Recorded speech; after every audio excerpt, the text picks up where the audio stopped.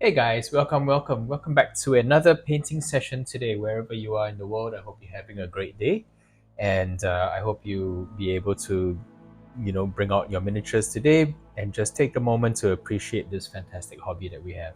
So, what are we painting today? We are going to be doing a Warhammer Quest Tomb Guardian. So, species-wise, species of undead, this is a wight, and a wight was essentially what is, I guess, what you would term a more powerful skeleton.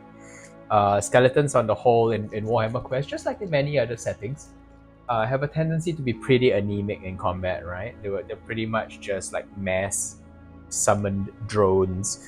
But what happens when you need your undead to pose a little bit more of a threat? Well, the answer is to raise something called a wight. Now, wights in the context of Warhammer lore are essentially the remains of dead noblemen, right? They are a little bit they're a bit of a cut above your average skeleton, who tends to be essentially battlefield dead. Wights in the lore are buried with all the pomp and circumstance accorded to really important members of their societies and civilizations, and therefore their bodies are bound with all these like evil hexes and spells and things to sort of scare tomb guardians away. Well, tomb raiders away, I guess. Thieves away, for example, from looting their tomb complexes. And the idea is that a lot of these evil people get buried with all of their good stuff, and as a result, when they are resurrected, they come out a lot more vengeful, and they tend to be armed with magic weapons and wearing really decent armor and so on. So they end up being a bit of a tougher nut to crack for people trying to banish them back to the land of the dead. So I am blocking in as I speak his face, his scully bits, skeleton bits. All of the skelly bits I'm doing in like, well, quite fittingly, skeleton horde, which is just the perfect color for this purpose. Sometimes I cut this with a little bit of contrast medium. I think today, because this is an old Gary Morley sculpt, Gary Morley has a tendency to have really nice, deep crevices on his miniatures. He had a kind of bold, exaggerated style that I personally find quite charming. So in this case, I don't think we'll need to dilute our contrast medium too much, because I think we're less at risk of this pooling on the surface and making it look a little bit like overshaded and unappealing. So yeah, straight skeleton horde, out of the pot, out of the bottle, kind of does the trick for me in this regard. I do, however, I don't know if you can see this, but I tend to keep a little puddle of water over here, just in case I need to get dipping into it to correct mistakes, or else to adjust the intensity of the contrast paint that I'm using. But generally speaking, I don't foresee myself using that too much today with this stuff, because I think, as you can see, it's kind of sitting quite nicely on the surface. Nice deep crevice shading, and a nice bright bone color still remaining on the raised parts of the model. Yeah, so that, I guess, is good news, because it will help us cut down on the drying time a little bit. One challenge that I've been facing with these videos is that sometimes things take a little bit longer to dry. I have mentioned in the past that I might have to resort to a hair dryer break at some point. Don't worry, I will spare you the noise. That's no fun for anyone. But so far, I haven't yet had to do it, so hopefully today will be no different. So yeah, oddly enough, this guy, despite what I said about him being a wight and therefore, buried as a nobleman in his own right, this guy is a tomb guardian, meaning someone has put this in place to defend the tomb of an even more powerful member of the undead. So this guy is actually from Catacombs of Terror, which is an expansion from Warhammer Quest. And Warhammer Quest 1995, best game ever, right? I love it to bits. These guys came in that box, and perversely, they were one of a very few. Well, in fact, I think they were the only undead models that came with halberds at the time. As I recall, most of the differently armed and equipped wight models yeah, most of them had hand weapons or axes or swords or shields, which in the game function quite differently from the rest of, well, I mean, from a halberd essentially. A lot of undead units didn't have access to better quality weapons like spears and axes and so on. Spears and halberds and so on, things that would actually give them an advantage in combat. So these miniatures being released with halberds was quite a revelation for me. At the time, I remember seeing them and thinking, wow, I would love to do an entire unit of these things.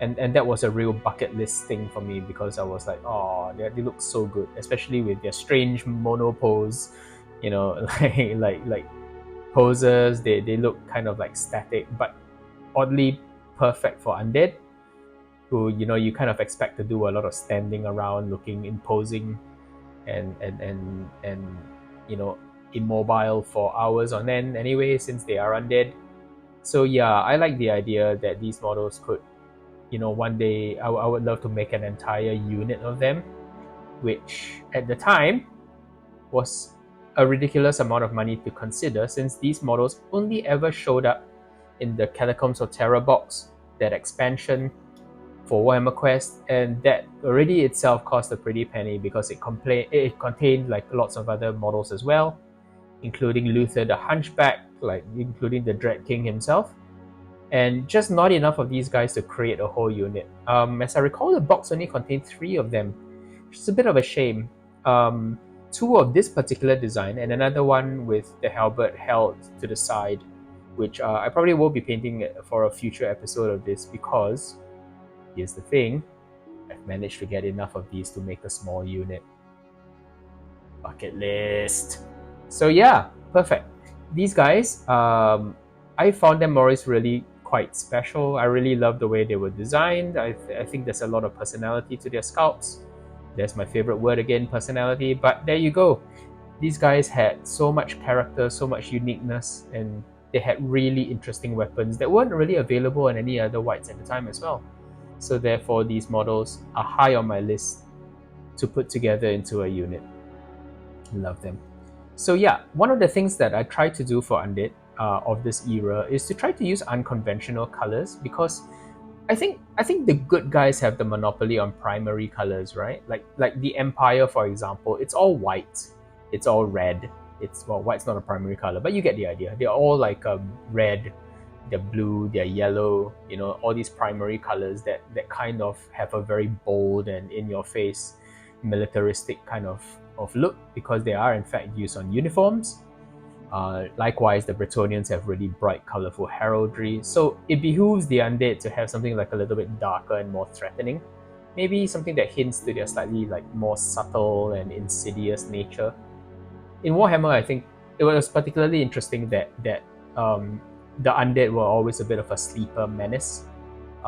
They would sort of not be an issue for many years, for decades even, and then suddenly they would rise all at once. When like Morsley, the chaos moon of the Warhammer world, was in ascendance, and the world was suffused with dark magic, and necromancers went around doing their nasty business, resurrecting corpses and scaring everyone half to death with their magics. So that's when undead would have their time in the sun or the moon, so to speak. That makes more sense. Yeah. So the idea here, I guess, is that why not play with more interesting colors rather than the typical slate of primary colors. So with that in mind, I am blocking in this sort of wonderful plum kind of red tone. This is actually contrast paint blood red.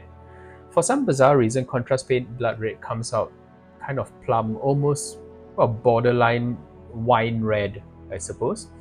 Probably because I think they intended for this to be a base coat for you to layer highlights over. But so far, it's looking really good as a base for Undead Warrior. And over this, what I intend to do is overlay highlights to take it away from the red spectrum, more towards a magenta or a pink spectrum, by adding bone as a highlight color. So to complement this, what I'm going to do is to do his skirty bits. That's a technical term. His lower, the cloth parts essentially.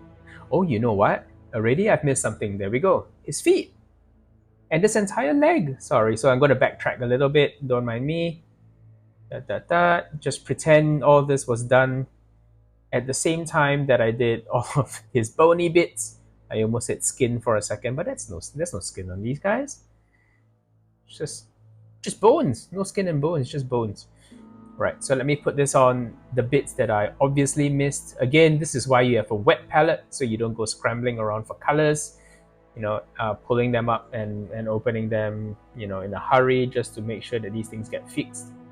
And in some ways, this kind of weird back and forth to fix problems really makes your models blend smoother as you alternate between shades and highlights.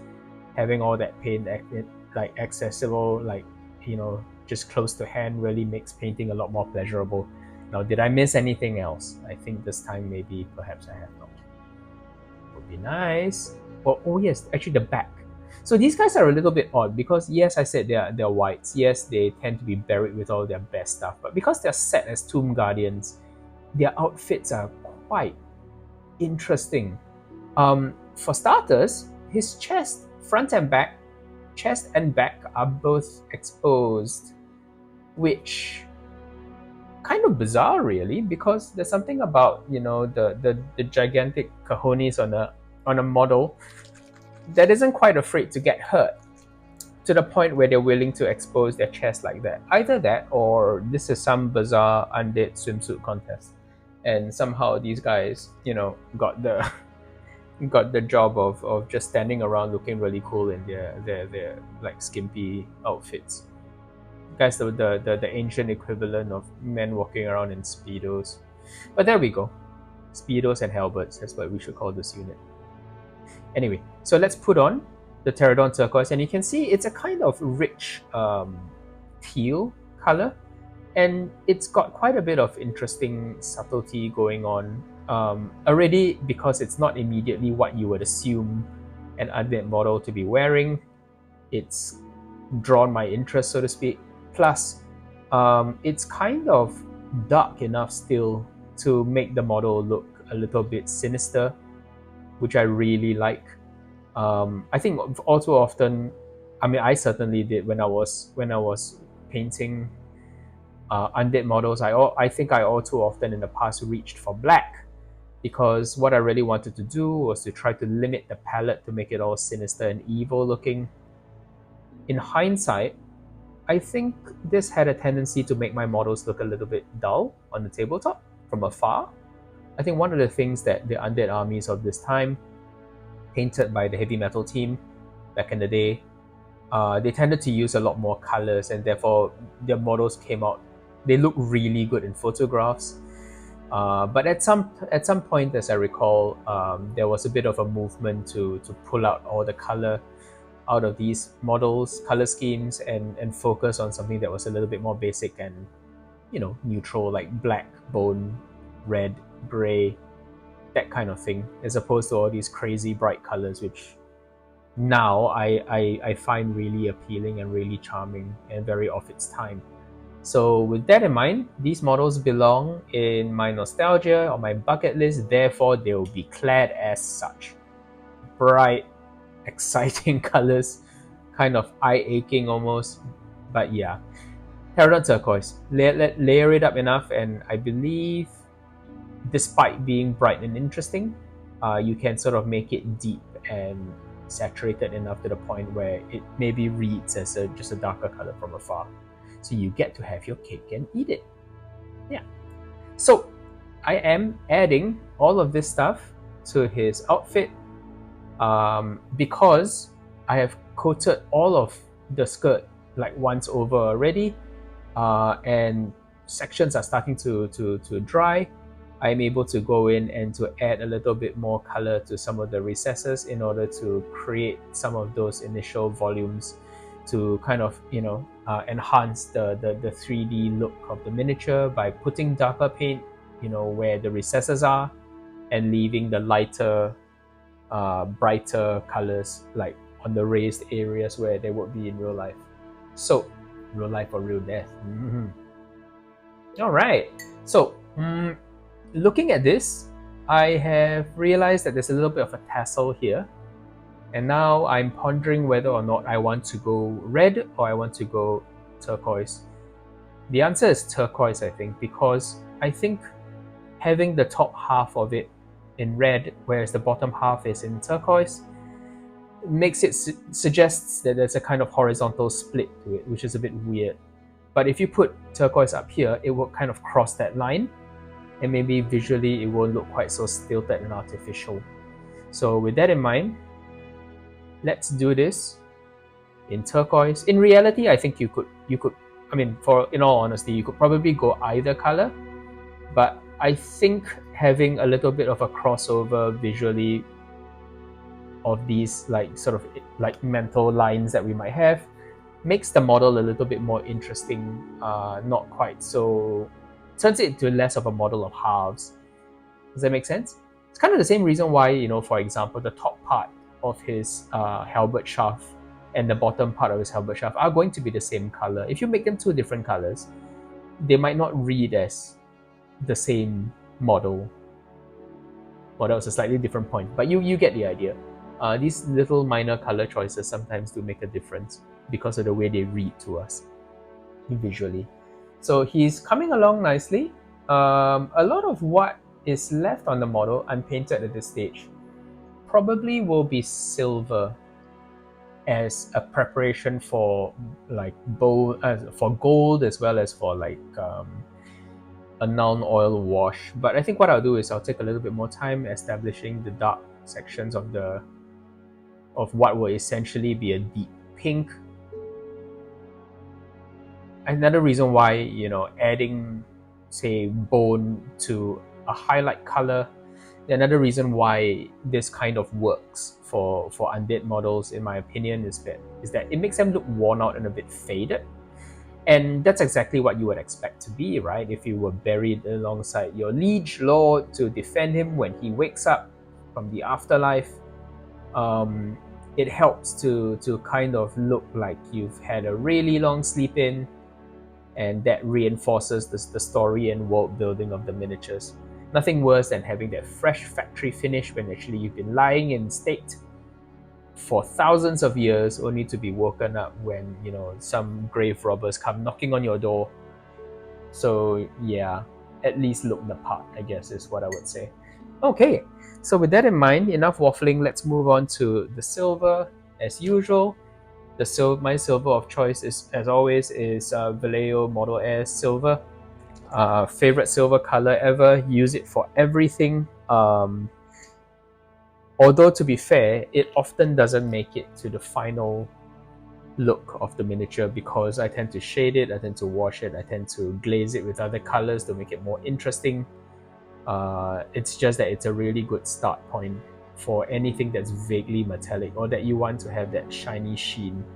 And because this color is so darn shiny, often a little bit of its reflectiveness survives being doused in a wash or glazed over with other colors, survives it to the final stages, and it kind of still looks vaguely metallic, which is great for our purposes. Also, I quite enjoy the process of like blocking in like parts of the model in silver, especially when I've undercoated the model in off-white as I have. This is my favorite Pylox, matte grey white, not a sponsor, I promise. I use this on just about everything, so applying the silver over this, it goes on really smoothly, no issues at all, no fuss, and visually I can see it quite easily. When I was a lot younger, I remember one of the bugbears when I was a young painter, one of the bugbears that I used to have was painting models silver, because working over a white undercoat, I couldn't quite see that easily which areas were painted and which were not, so sometimes I would leave whole sections out. This is a much punchier silver going over an off-white, therefore it's a lot easier to see, and it's a lot harder to make those rookie mistakes. Plus, it's really fun to work with, right? Because, you know, one coat does it, no issues whatsoever. So he's got layered armor plates. I've chosen to do the top of these in the same red as his helmet, and that's a crazy helmet, isn't it? While we're on the subject, that's an insane looking helmet. It looks like he's like sorted out a dragon and gotten really inspired to use that as his personal motif. The rest of the unit had dragons everywhere as well, which was why they were so darn cool to young me, well, to current me as well, clearly, because I'm still painting this thing. Let's block in a little bit more silver. Satisfying. One coat, no issues.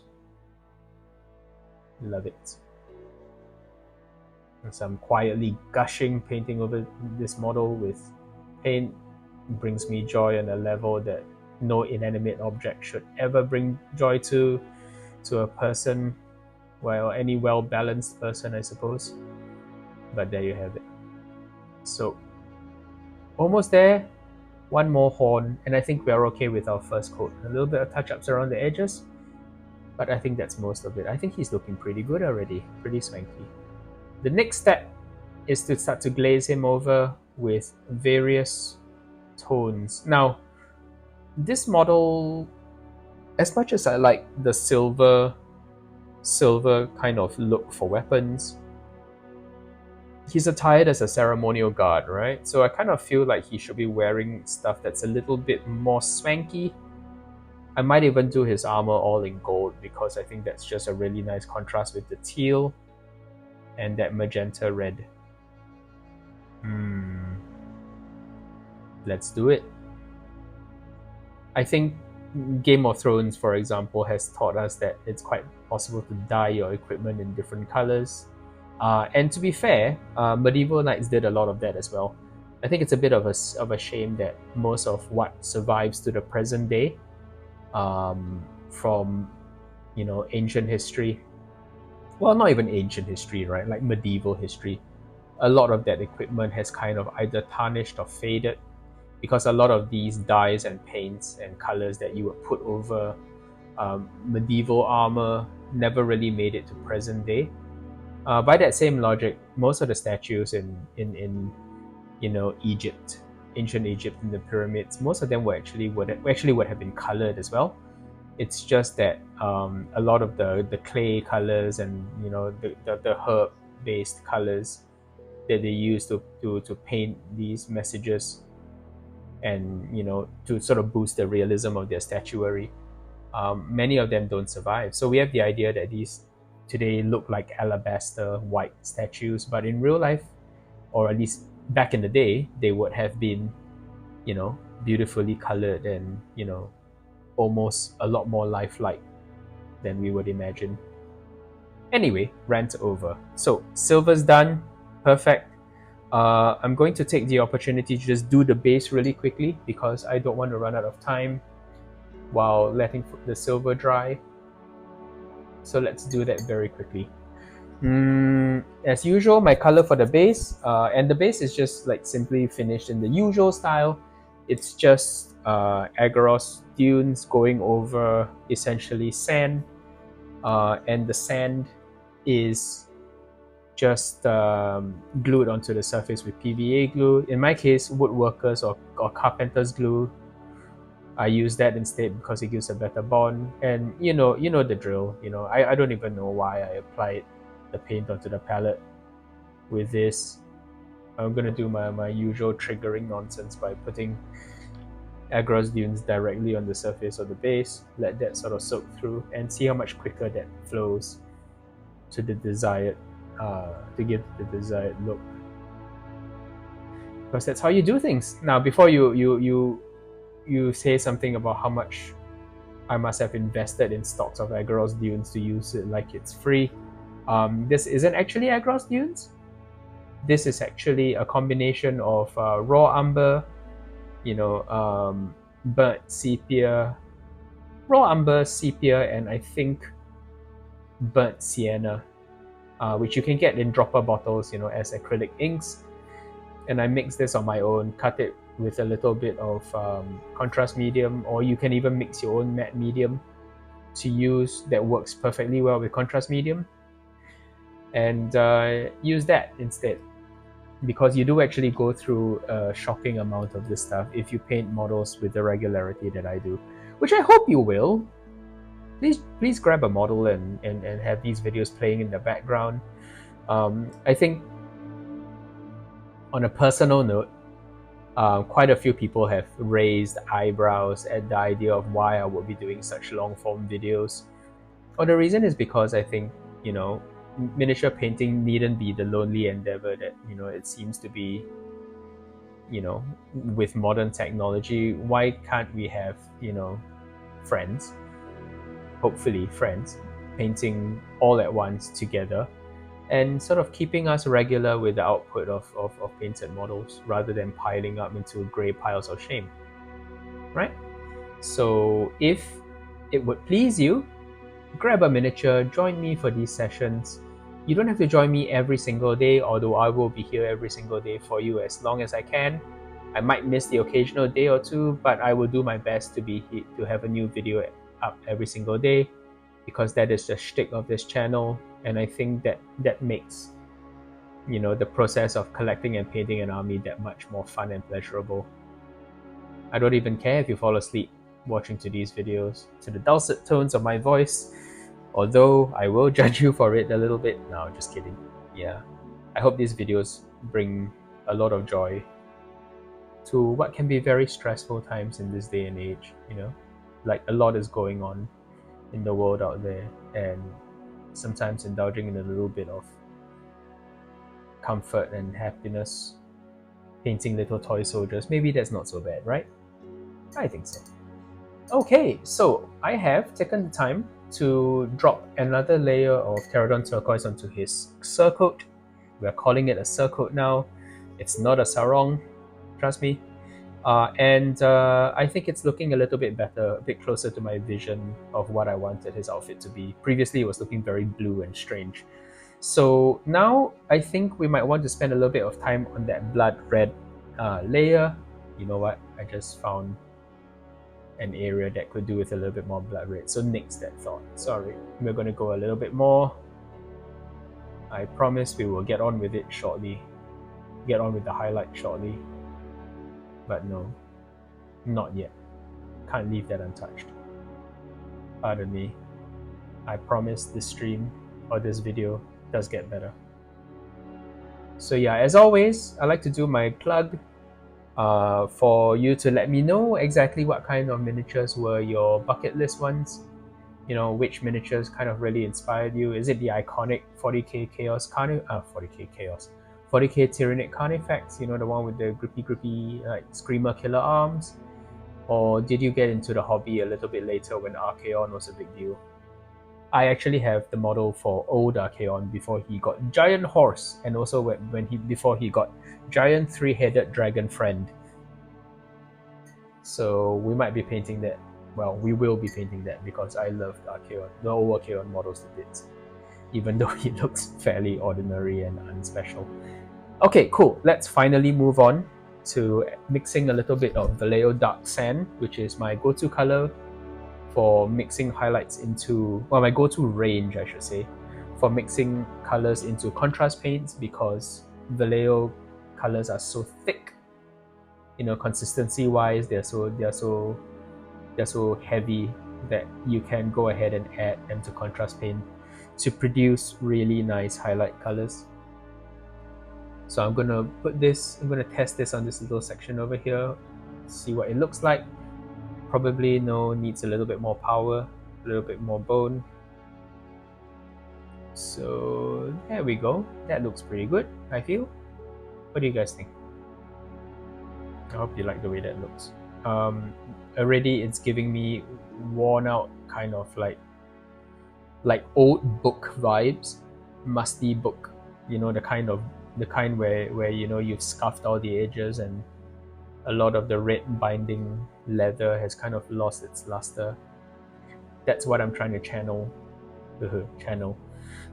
through the painting of this odd head ornament that he's got on. There are little spaces in between the wings that kind of, I guess, represent the membranes between the finger bones of a dragon, perhaps. Those ones I think I will pick out, even though those are in the recesses. Those deserve to have a little bit more emphasis granted to them. So that hopefully looks a lot better once I've built up a few layers. It might look a bit strange at first, but there you go. Many things that look better later often look strange at first. So Warhammer Quest, Catacombs of Terror in particular. This was a holy grail of mine. It was definitely a set of models that I owned when I was a lot younger, but silly old me didn't take care of them, let them scatter to the four winds. I must have sold some, traded some, lost many, and ultimately I don't own any models other than I think it was Gunter Larensheld, the Necromancer character, which I did use for my Undead army, and therefore he remain relevant to the march of progress on my various Warhammer armies. Nowadays, I've taken a little bit of effort to try to track down some of these like bucket list miniatures, and now I am painting them to share with you because these things, I don't know, there's something special about them, right? They're a little bit silly looking, but I think that's the charm. They're really Saturday morning cartoon villain style models, and something about them reminds me of the glory days of things like He-Man and like barbarian high sword and sorcery adventure kind of enemies. I like them, especially since we've recently put together and painted the Warhammer Quest Barbarian. Really puts it in the mind of Conan. It's a great series, perhaps not suited a bit before its time because it's a little bit pagany and weird, and a lot of parents kind of had a bit of a panic attack when they saw the idea of Conan fighting like undead enemies and like snake men and all sorts of bizarre mutant crap at a time when girls were basically playing with Barbie dolls. I think they must have like feared for the souls of their children. Oh well, it was a different time, very of its age. So that is looking pretty interesting. I feel maybe one more go with the pale mix. As you can see, as you mix it in, it's almost like a pale pink now, but it's a little bit kind of like a hot pink, really, which is an interesting choice, but maybe entirely suitable for a model literally missing his chest armor. Now imagine for a moment what that outfit might look like on a living person, and immediately, it puts you in the right mind for this kind of enemy model. That said, when you encounter these things, when you encounter these guys in Warhammer Quest, they're an absolute nightmare. Because even though they had like regular weapon skill, they had kind of unimpressive general stats. They were, however, very heavily armored despite the open chest window. They were tough. They are toughness 6, which means they are toughness 4 basic and then 2 points of armor for some bizarre reason. Look at the models, I don't know. And then when they do damage, they do. They're the first enemy, I think, to get their second damage dice. So they do 2 to 12, 2d6 damage, which is horrifying. I mean, previously there were things like Minotaurs and all that before, but wights can come in large numbers. And they do 2 to 12 damage, and then you add their strength to that of 3. So essentially, they're doing 5 to 15 damage per swing of their halberds. And that, my friends, is how you spoil the day of an adventuring party that's not prepared for this kind of nonsense. Okay, let's step away from the pink for a while. Let's have a think about how we want to treat the turquoise. I think as before, the idea is to take the same bone color and drop that into the turquoise to see what kind of a highlight we get. So I hope you can see this. Yeah, mix this in. It's pretty nice looking, and because this model's it's got very sharp lines on his cape, on his fabric, very theatrical lines. We can go ahead and paint this like we would imagine a theater curtain might look. Very vertical lines, very drapey. I imagine these are probably made of like velvet or something expensive, because who else can afford having white guardians sealed into his tomb to defend him? other than some extremely rich person. And we all know the rich become undead, don't we? Yes, we do. They become vampires, they become wights, they become mummies. At least, judging by what happens in the Warhammer world, rich people become scarier undead than poor people who just become zombies. And we all know zombies and skeletons are absolutely tragic. Very Army of Dead, very comedic in the Warhammer world. Not much of a threat. But rich people, ooh. It doesn't matter if they're kind of like fat technocrats. But the moment they die, they become more powerful undead. There we go. That's a thought that to keep you up later. Okay, so a little bit more to kind of add a bit more of a faded kind of feel to the sharp corners and excesses.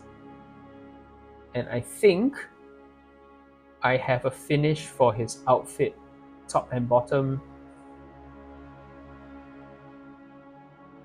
that kind of pleases me. Now the tassels, I think I'm going to go straight to the lightest highlight, and I'm going to very carefully just draw some lines. Doesn't need to be over all of it. And if this later on looks a little bit choppy, what I can do is I can grab a little bit more of the original Pterodon turquoise, and I can kind of blend it in, neatening up these strokes.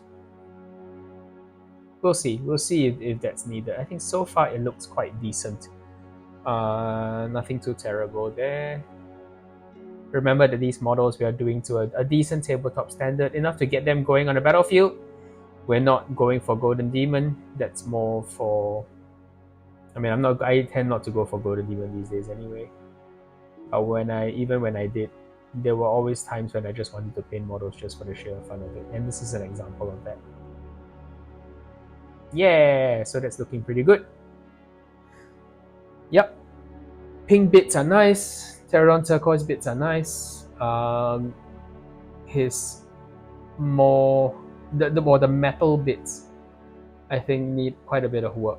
And I'm beginning to think which areas I want to treat as gold and which I want to treat as silver. I think chainmail has to be, would look better as a kind of silver. Why couldn't it be nice as gold as well? But I don't want it all to be gold because it's just a little bit too much gold. I mean, it's one thing to have a few gold accents here and there to add a bit of interest, but it's another thing entirely to be absolutely draped in gold, right? It's kind of ridiculous, even for Undead, who by all accounts must have been fabulously wealthy to have been wights in the first place. So yeah, a bit of Nuln Oil. If you've got... This is the old Nuln Oil, the few precious bottles of these that still remain. If you have the new Nuln Oil, not to worry. You can just add a bit of Black Legion, just a drop or two, or three, into a new pot. Brings them up to the level of old Nuln Oil, which was slightly more staining, but which really helped to sort of darken and make like silver areas on miniatures look a lot better. Yeah, or at least I think so. I think I'm not alone when I say that there are many fans of old Nuln Oil. Am I right? Old Nuln Oil made magic happen on miniatures. New Nuln Oil kind of just bleh, doesn't. Not enough color, not enough hue, not enough interest. In my opinion, a step backwards for the miniature range, for the color range. But there you go. Easily fixed with a little bit of Black Legion contrast paint to darken it. Added directly to the bottle, by the way. So yeah. Okay, so I have picked up the chainmail bits in Nuln Oil. Or at least one coat of Nuln Oil. I will probably come back to add a little bit more of this. I don't know why I feel this way, but generally speaking, I find Undead models look better with slightly darker equipment. I guess more tarnished, more worn, more aged. And a little bit on the design of this miniature. I really like the fact that this guy wears equipment that's not recognizable in any of the living factions of Warhammer. Clearly, this guy belonged to some other civilization in the past.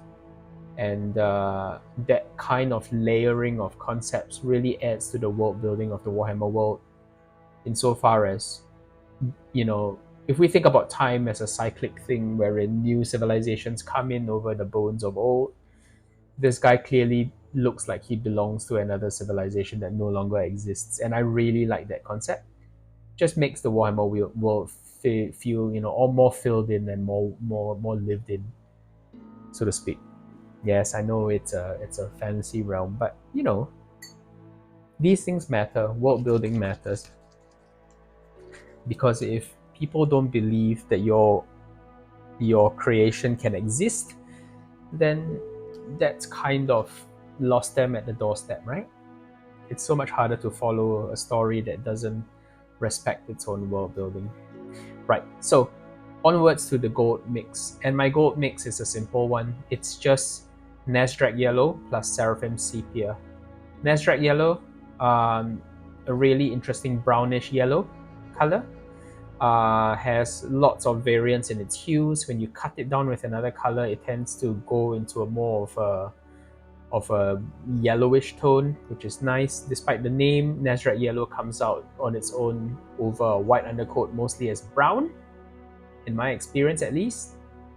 So what I've done is I've added Seraphim sepia to it, which is a little bit of a sort of buff color. Over white it would create a tan color. So that's hopefully taking some of the edge off the yellow, making it a little bit more like gold. As you can see, applying it translucent over the metal areas very quickly gives you the idea, or really gives you the impression of a metallic paint, with added shadows in the recesses to boot. And that's something that I really like the look of. I think it gets real nice real fast.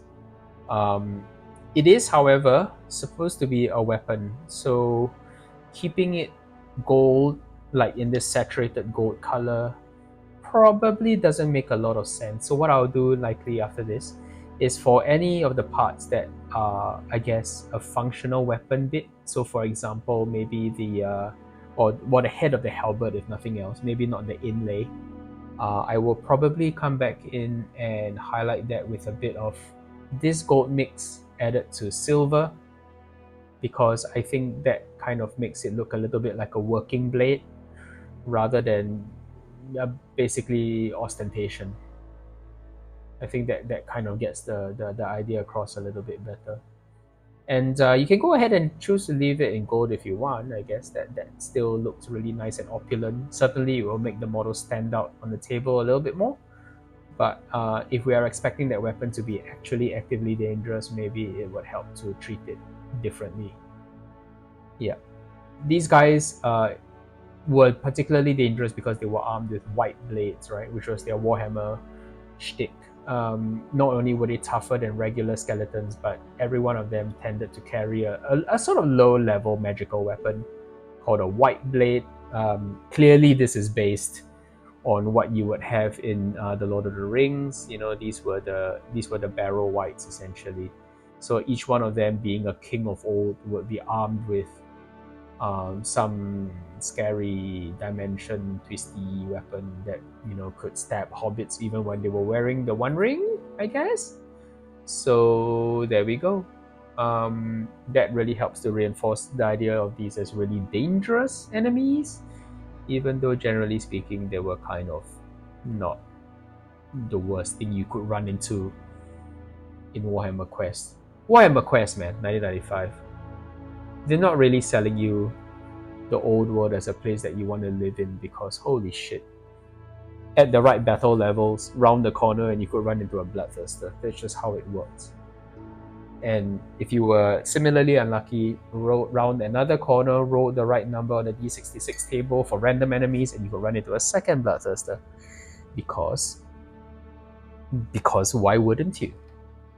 So we're going to move on to his halberd stuff. I'm going to sketch that in. And I think what I'm going to do is break one of my rules. I'm going to use...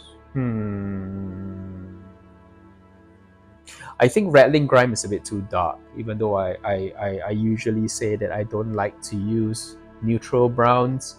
I think for once I might actually use snakebite leather for this. I know heresy, but yeah, sometimes amid all the crazy colors, sometimes you just want to have a stick that looks like a stick. You know? Assuming, of course, I can actually find it on my table. Uh-oh. Where have you gone, sir? Ah, there we go. Found it. Okay, so snakebite leather it is. I pulled up some of it. Let's drop it over here. And it might look a bit strange next to the bright golden bright golden blade, but trust me, once we do some highlights on the gold, I think it'll look a little bit less strange. Or hopefully, at least. Okay. So snakebite leather in all the recesses. Go ahead and drop a little bit here into his sleeve. The nice thing about contrast paints is that if you apply them really, like, if you layer them on, eventually they start looking like black. Albeit with a little bit of color, but it's not too obvious if you let it build up a little bit. It kind of looks nice.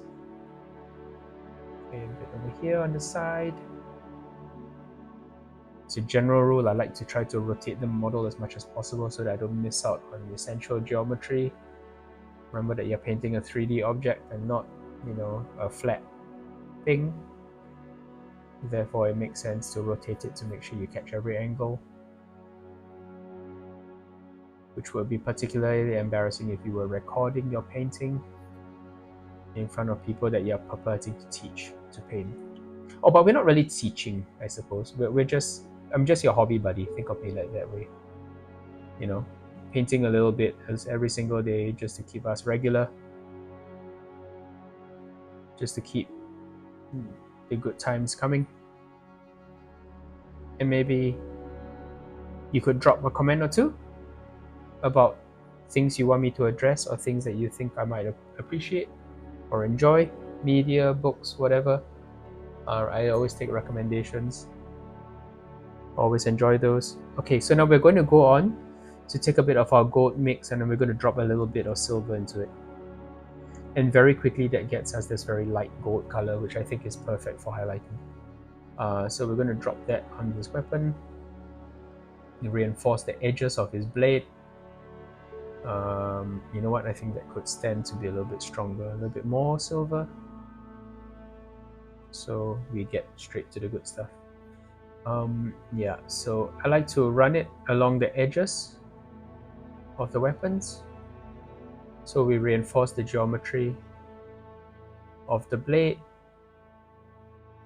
It doesn't really need to be too silver. I just want it to glint a little bit so that it looks more like a practical weapon that you might use to club someone, as opposed to a piece of ostentatious, colorful tat that doesn't look like dangerous or looks like a Christmas tree ornament essentially. A little bit of this to reinforce the sharp edges, such as they are. And I think he's starting to look real good. And of course, I want to remind everyone that if you overdo this, if you end up with something that you're not quite happy with, take the time, to fix it slowly. Make progress, but don't ever say that your miniature is done until you're perfectly happy with it. You don't have to churn out these things. You don't have to put pressure on yourself to get these done. Like, there was a time, I think, when Warhammer armies were enormous, like absolute hundreds of miniatures. I mean, my own Undead army for like close to 7th edition. Well, no, 7th edition, straight up. At that point, I had hundreds of miniatures. It was kind of ridiculous. I loved all my little skeletons and ghouls and whatnot, but honestly, Games Workshop no longer requires you to paint that many to field an army in one of the modern games, which is a good thing. So, you can go ahead and take a little bit more time to add a bit more detail and a little bit more care and attention to each individual boy. And that means you can have an army that, looks really, really good without taking a million years to finish. In that sense, what Ash Barker calls the iron price of fun has been lowered a little bit, and you no longer have to spend just like I mean, when I was younger, it took people literal years to paint an army, literal years, sometimes decades, to complete a wargaming army to a standard that they felt proud of. That is insane. That is too much. You know, painting can be a fun thing. Especially when you've got the right company. If you're lucky enough to have people in real life, that's great. But if you don't, well, I'm here for you. And we can sit and we can paint these little toy soldiers and tough out all the little disasters that happen as we go ahead to put color on these models to make them ready for the tabletop. So yes, a little bit more highlighting on the weapon, and I think we're beginning to see the basis of what I was trying to achieve. The model still looks nice and bright and glinty, but it doesn't look ostentatious gold anymore. It kind of looks like the weapon has a bit of a brass tint, well, like the tint of brass, I suppose. Brass, being an alloy, tends to not look straight silver, nor does it tend to, it tends to have impurities in it that take the color in an interesting direction. So if it's an alloy that contains, a bit of a coppery sort of tone, then it would tend to be a reddish brown. If like this, you had an alloy that led it down a more gold path, it can still look really decorative, and I suppose it can still look extremely dangerous, which is what we're trying to do. Something special about this weapon, yeah? So we're going to add a little bit of silver just to finish off the edges. And we're going to use this very sparingly, only at the most dangerous points of the weapon, right on the edges, the tips as it were. And that's only just so you can draw your eye to it. When you think about it, silver's kind of analogous to using white to highlight colors, right? Silver is, I guess, your equivalent of white for your metallic colors. Use sparingly. Use too much of it, and the model will look desaturated and faded out. But use carefully. It really pops and brings your eye to rest on the surface in a very pleasing way. And just like white, if you're applying white highlights on the surface of a model, if you overdo it, if you overstep and put a little bit too much white, just come in and shade it with the original contrast paint again, and all will be well with the world. So this guy's looking pretty nifty. I'm quite happy with the way he's looking so far.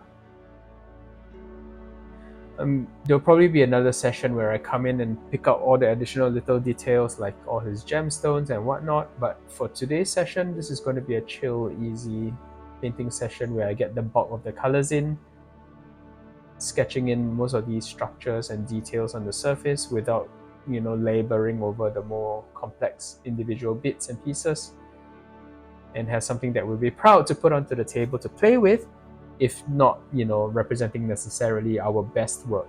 Because the truth is, if you're going to get things done, not everything can be your best work, and I think we should give ourselves less of a hard time for not painting every model to the utmost, because we need to get things done and we need to have a life, and that's coming from someone who loves the idea of putting out these models every single day. I still have tons of models which are not painted, and it's just how it is.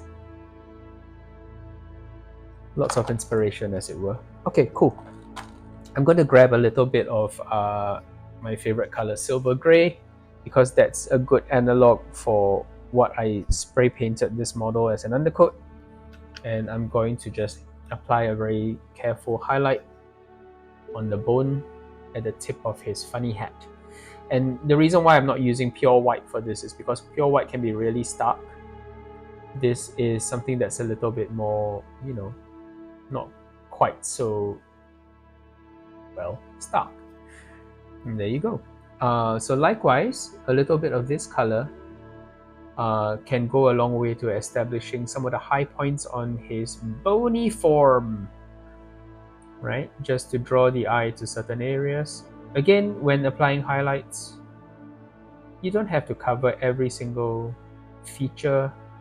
You can kind of just put it, you know, where a highlight would do the most benefit. And the reason why I like to establish a lot of these volumes using my shading down method with ever darker layers of contrast built up in the recesses is that it's a lot easier than doing highlights, right? Highlights kind of take a long time to do, and sometimes you can mess up and paint gets everywhere.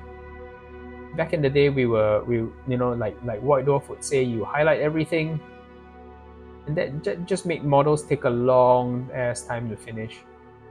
And sometimes you don't really need that, right? I mean, some models deserve every surface to be highlighted. If you got an important army leader, for example, somebody really impressive, or just very central to the look of your army, yeah, you want to highlight everything. But when it comes to working on hordes of dudes, or even if they are like powerful army leaders, bodyguards, like this guy, right? You don't necessarily want to spend all your time highlighting every single surface. I can't imagine what it must have been like. Well, I can imagine because I used to do it. Highlighting every single belt and belt buckle and every single pouch and every little extraneous detail like that. Not the best way to pass the time, and just really finicky. And if you make a mistake and you get pain over something else, you're like, oh, I'm so done. So yeah, a lot of these areas today, we've got the benefit of like contrast paint and shading washes that really help to cut some of the faff, some of the pain of picking up these spots. So yeah, use them, and don't be afraid of letting them do the work for you. Bearing in mind that it's really up to you how much effort and time you want to put into these tiny little models anyway. And if it looks good on a tabletop, then hey, well done. You're living the dream, the promise that you buy when you buy a box of Warhammer models. In your head, when you buy Warhammer models, they're always painted, aren't they? But the moment you open the box and you start a project, you're like, oh my god, this is going to take years to finish. Maybe it doesn't need to take years. Maybe it's just a case of getting the main colors blocked in, and getting the model to a standard that you'll be proud to put on the gaming table. And to be fair, it doesn't take a lot of paint to make a model look decent on the gaming table. I don't mean like 10 out of 10 Golden Demon level, but you get the idea. So we've got a little bit more of this off-white color, and I'm going to drop a bit of the snakebite leather that we had previously for his weapon, and I'm going to put a couple of lines on this. Hopefully it's bright enough. Yeah, that's okay, I think, to suggest a bit of wood grain. It doesn't take a lot to suggest wood grain, in my opinion. Just a couple of lines like this with a decent brush.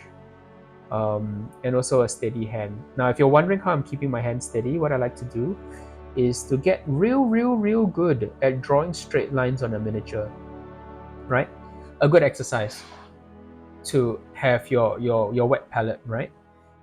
Get really good at drawing straight lines vertically like that, because you know what? That's the most common highlight technique you're ever going to do. Like most of the time, your highlights are going to be straight lines, the vast majority of the time, because that's just the way miniatures are sculpted most of the time. If you're going to be painting these like fine lines on the surface to suggest wood grain, that's probably the most challenging, freehand motion that you're going to be doing on the surface of your model. So get good at drawing vertical lines, and that's basically it. The rest of the time, you can rotate the model to face whatever angle that you want. If you look at the way I've highlighted the cloth of his skirt, for example, those are just nothing but straight lines. And if you are doing the edges of the weapons and so on, those are just straight lines. So get good at drawing straight vertical lines, and then rotate your model, pivot it in your hand, so that you can reach it with your brush, and that's it. That's it. You don't need to be able to draw like wavy lines or special shapes, or it's that much harder to do that. Therefore, let the model do the work for you in that sense. Yeah. Okay, so I can see that the model is it's kind of like 90% there. What I want to do is take a little bit of the gold and just clean up some of the highlights, because I can see that I've been slightly overzealous in an area or two. So like maybe around here. And I want to come in and cut back a little bit of the highlights to give the weapon a little bit more definition in key places. So for example, he's got this funny like scroll work on his blade. It would make sense to come in with a little bit of gold. And as you can see, what we're doing is reapplying this a little bit here and there, and that's basically adding a new color into the mix.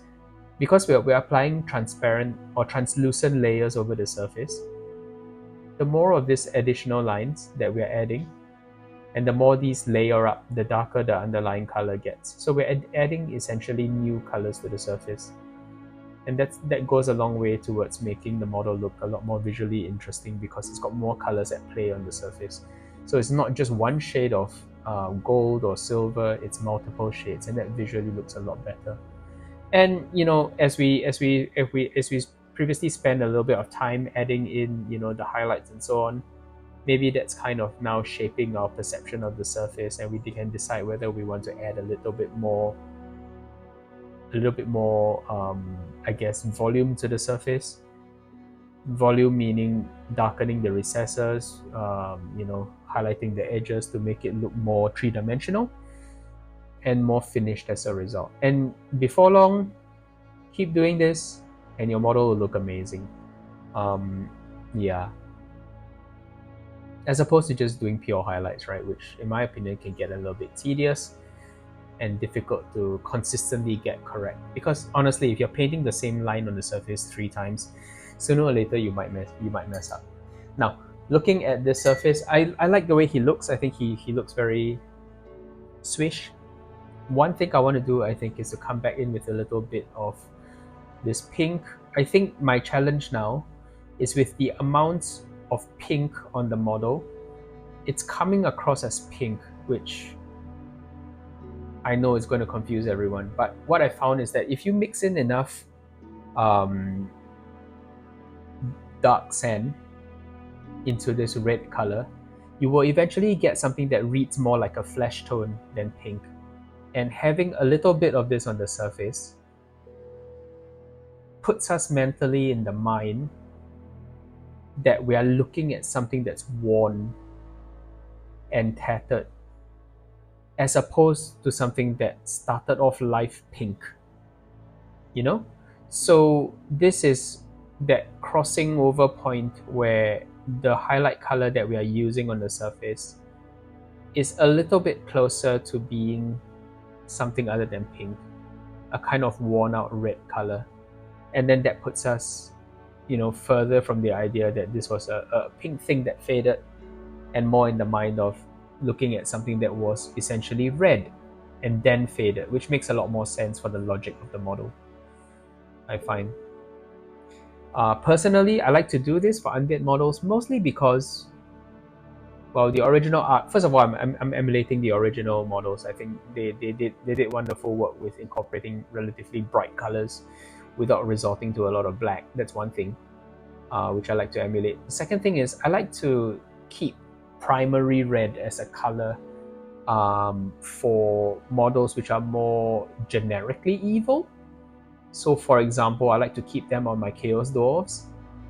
Chaos Dwarves, where that sort of fiery, bold, uncompromising red makes a lot more sense, as opposed to kind of like a worn or faded red, which kind of suits the subtle kind of enemy in the shadows among us kind of vibe that undead armies had in this edition of Warhammer, 4th edition I mean, that this model was a contemporary of. So I think that's looking pretty good.